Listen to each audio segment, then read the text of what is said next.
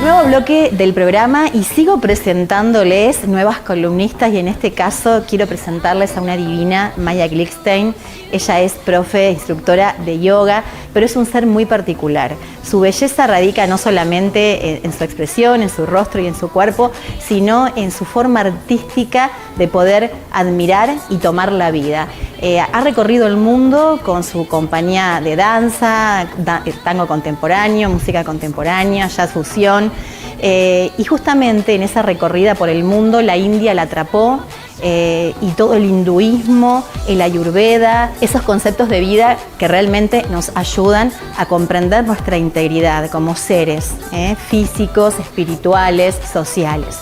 Bueno, también la invité, la conocí desde sus clases virtuales de yoga. Me encantó, me fascinó, me atrapó, porque no solamente desde lo que explica en lo postural, en la disciplina en sí, sino en toda la parte teórica que tanto conoce. Escuché una charla sobre el nervio vago, este nervio tan importante que nace en el cerebro y termina en el diafragma, que conecta tantos órganos vitales en nuestro cuerpo. Y bueno, y le dije, la invité y ella encantada de pertenecer a nuestro equipo, así que la recibimos y espero que la disfruten. Adelante, Maya.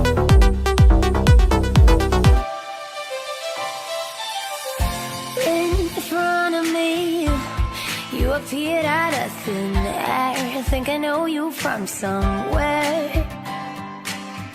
Now they suddenly don't need words to comprehend. Mi nombre es Maya, yo soy profesora de yoga.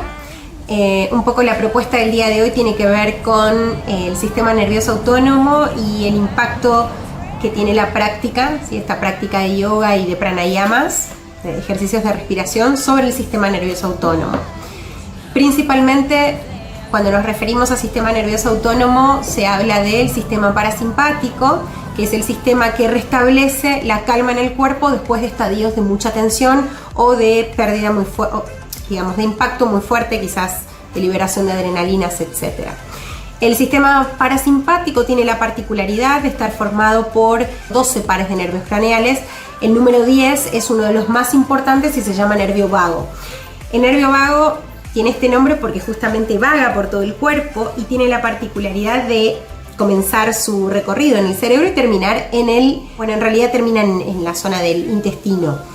Es un nervio muy importante y muy interesante porque envía ondas y información eléctrica por todo este recorrido hasta lo que es la zona de los intestinos. Por eso se habla mucho siempre de el cerebro del intestino, ¿no? De la salud del intestino. Bueno, puntualmente este nervio pasa por un agujerito, ¿sí? El agujero esofágico que tiene el diafragma, y llega directo al intestino ordenando y enviando ondas peristálticas, ¿sí? Digamos, información peristáltica para que uno pueda, obviamente, tener una buena digestión. Cuando en general las personas nos tensamos, lo primero que se ve afectado es el sistema respiratorio. La respiración tiene una relación muy directa, muy de a par con el diafragma. El diafragma, como dije, tiene un pequeño agujerito que al contraerse, por donde pasa el nervio vago, aprieta el nervio vago y ocurre que le baja su tono. Bajar el tono vagal implica un montón, es decir, tener el nervio vago en bajo tono implica muchísimos desarreglos, ¿no? en un montón de campos, principalmente en el campo, de la estabilidad emocional. Después tenemos relación con todo lo vinculado, por ejemplo, a ronqueras, personas con muy baja energía. El tono de voz tiene mucho que ver con el tono del nervio vago también. Esto de por ahí personas que se ahogan comiendo. Es muy fácil reconocer cuando una persona tiene su tono vagal bajo. Y un poco el approach o la perspectiva de la práctica de yoga tiene que ver con elevar el tono del nervio vago para poder justamente tener una mejor predisposición para dar respuesta frente a estadios de estrés. Incluso hoy por hoy la situación que el mundo está viviendo, que tiene que es tan particular y en donde uno como ser humano se siente en un estadio de incertidumbre, eso eleva muchísimo los niveles de ansiedad y esto se ve como muy afectado. Por eso es un elemento interesante para conocer, porque desde la perspectiva del yoga y desde la perspectiva de la meditación y el pranayama hay un montón de cosas que uno puede hacer Se cree que el aumento del nervio vago, del tono del nervio vago o el aumento de tono vagal está vinculado a justamente la relajación diafragmática. Entonces, una de las actividades que más se recomiendan a la hora de elevar tu tono vagal tiene que ver con el canto, tiene que ver con la recitación de algún mantra.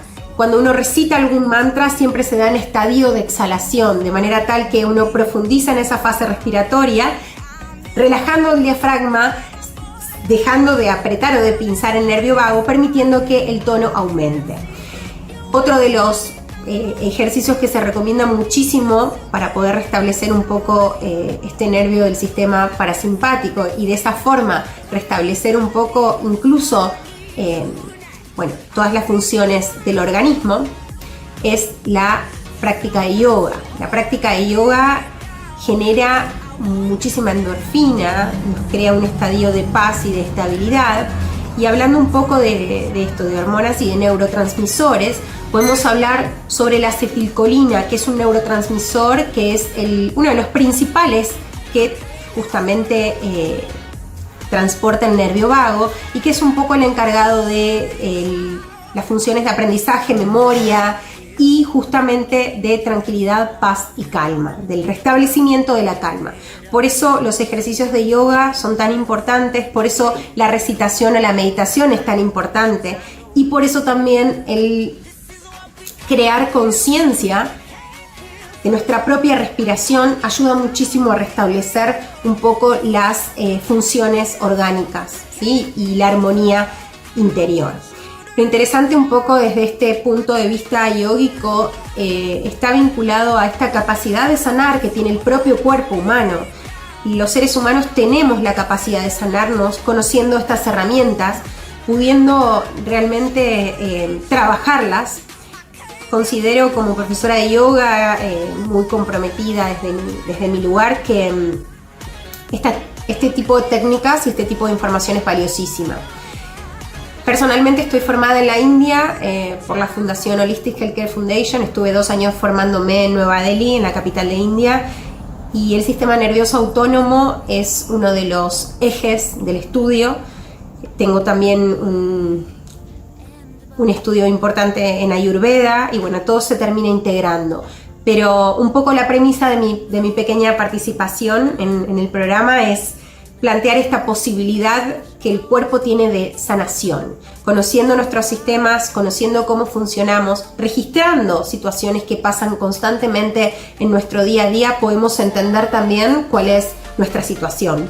Y a partir de estas herramientas tan valiosas que todo el mundo tiene a su alcance, poder ponerlas en práctica y aumentar nuestra calidad de vida.